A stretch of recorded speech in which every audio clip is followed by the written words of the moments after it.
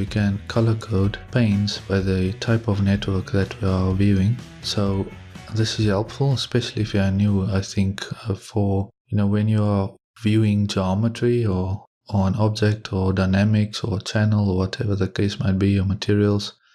As you'll notice right here, I actually have different colors. So you see we have this green color show up to the left here. Parameters is more this, color here, almost pinkish color. And as I switch between different contexts, such as if I switch to channels, for example, you'll see the panes change color. Switch to OBJ. Okay, so how do we actually enable this color scheme? This coloring of our panes. We'll click on Edit, Preferences, and General User Interface. Left click on that, and you'll see I have it enabled already. Color pane headers with network context. So this will again color the pane headers, a certain color depending on the context that you're working in. So I'll turn that off again, accept, and these colors will now start to fade away, go away basically, right? You can see it's just the default theme, preferences, general user interface, and turn on color pane headers with network context. I just find it as a fun thing to have active, and it might help you as a beginner. So, to realize that you are actually in a different context than what you want to be in. So again, turn on color pane headers with network context, and I'll click apply and accept. And we'll now see different colors show up in here. Okay. So as you change, you can click in here. So if I change to matte, again, you can see the colors and stuff change. Or channel and OBJ. So I hope that's interesting and useful to you. Okay, as another tip, I'll start off by adding a few things in here. Maybe a cube and a torus, right?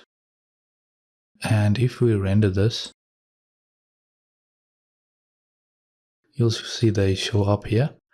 Now, as I uncheck maybe the display flag on one of them, such as the torus object, for example, click that, and this renders progressively. So as I make a change, of course, this will update then. So as you can see, the torus no longer shows up because the display flag is not set on that anymore. Okay, can change them around like that. Cool. So now the box won't render anymore because the display flag is set on the torus. I'll just stop this, and then I'll go back to my scene view, and I'll actually delete the torus, set my display flag back on here, so it shows up in my scene and it will render.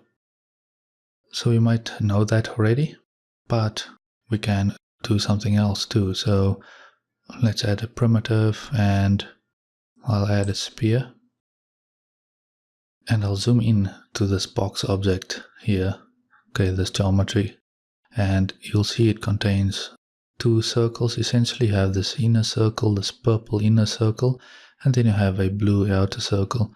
Now this blue outer circle basically shows us that will display, right? The display flag is set on that. So in our viewport we'll see that.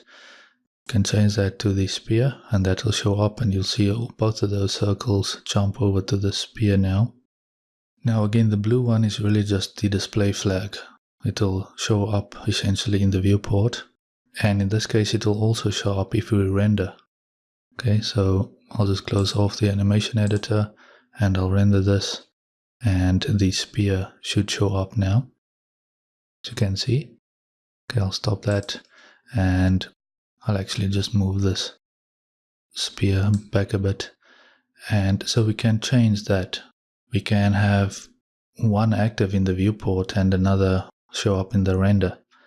And we do that by pressing and holding Control and then left clicking on the display flag. So let's say I want to have the box display in my viewport, right? But when I click render, I want the sphere to show up. So press and hold Control, left mouse button click on the display flag. And as you can see, the display flag is no longer blue. It is now this purple, and it also has this purple circle kind of around the node. So going into my render view, I'll just render this and you should see the spear show up, even though the display flag is set on the box.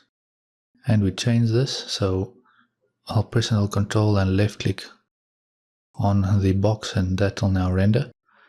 And I'll left click on the spear and that will actually move both. Okay. So it depends on what you want to do and what you want to have rendered.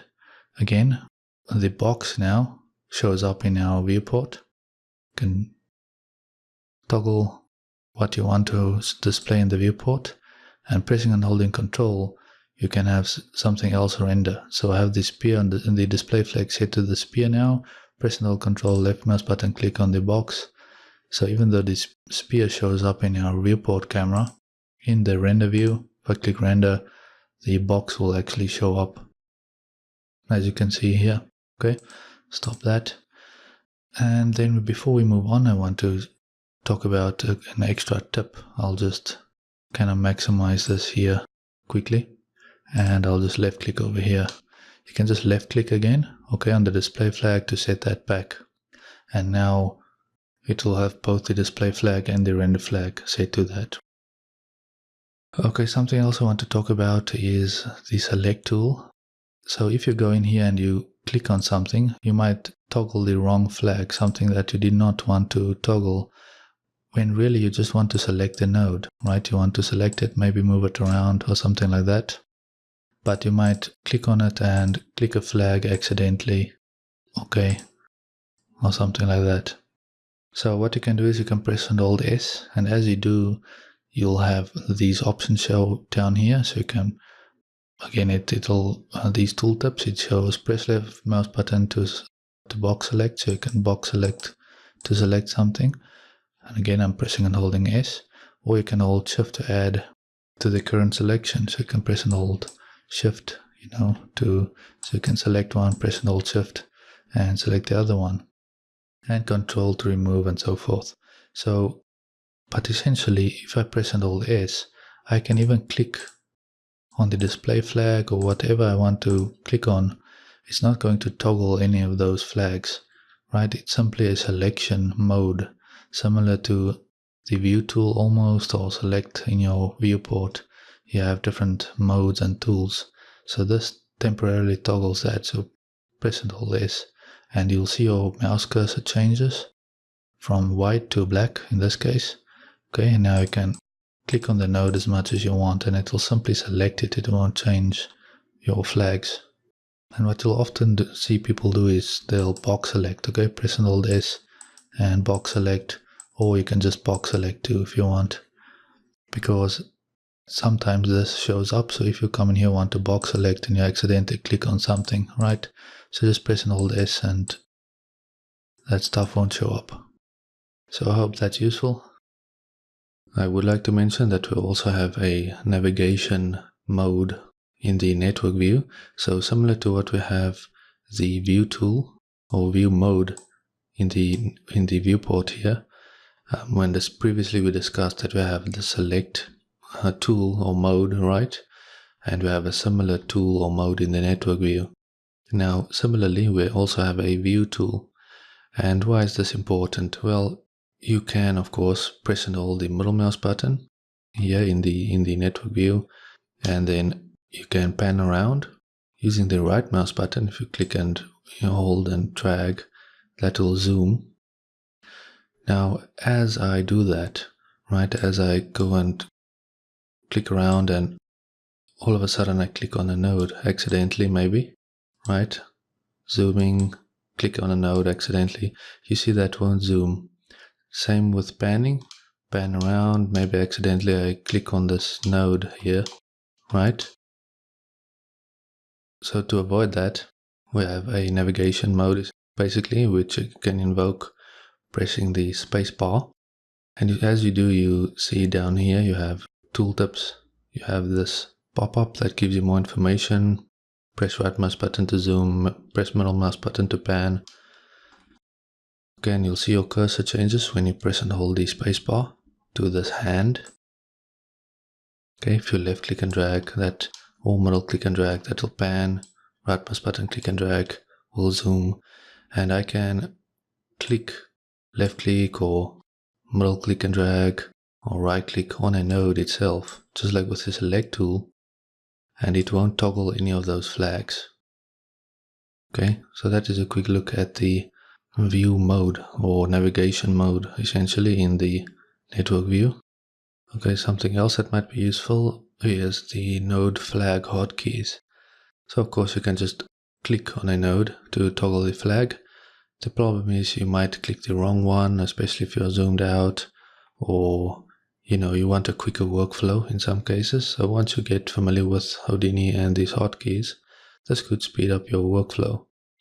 So the hotkey for the display flag is R, so press and hold R, and you see you have that mouse cursor changes with a flag at the bottom right corner of the mouse cursor. You'll see a flag, and what you can now do is you can simply click on a node, okay, and that will toggle. You can click anywhere, you don't have to click on the flag itself.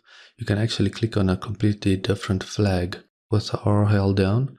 You can click on another flag and it won't toggle that flag, it will only toggle the display flag. Okay, and you can also drag, just like you can drag select, you can press and hold R and drag a box to toggle that flag. And you'll see people often do this in tutorials. Okay, so that is the display flag, pressing R, and then you have the template flag, which is E, so you can press and hold E and click on a node or box select, or drag out a box to toggle that. And then you have a bypass flag as well. I'll just toggle this back again. So bypass flag is B, so press and hold B.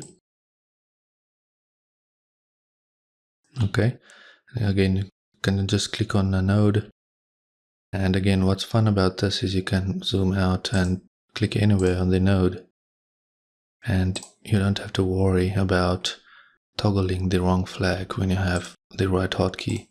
And you'll also see that these node rings don't show up when you have that mode. So again, press and hold B, and you'll see that won't show up.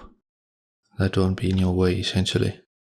So we've seen that we can toggle the bypass flag pressing the B key. Okay. Now you also have Q, so you can either use Q or B for the bypass flag. And in this case you can see that you can toggle both at the same time, so press and hold Q or B, and you can see you can toggle both at the same time by dragging a box over both of these nodes, right? Now with the display flag you can only have one active at a time, so again press and hold R. You can only have the display flag set on one of these nodes. So if I press and hold R and I drag a box over both of these nodes, you'll see something interesting happens, and that is that the display flag actually toggles between these two nodes. So press and hold R and drag out a box, and you'll see each time that'll toggle between these nodes.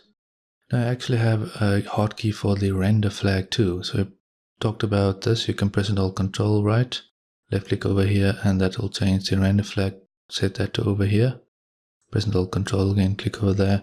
You also have a hotkey for that, so press and hold T for that. So that is T, and again that will allow you to set the render flag.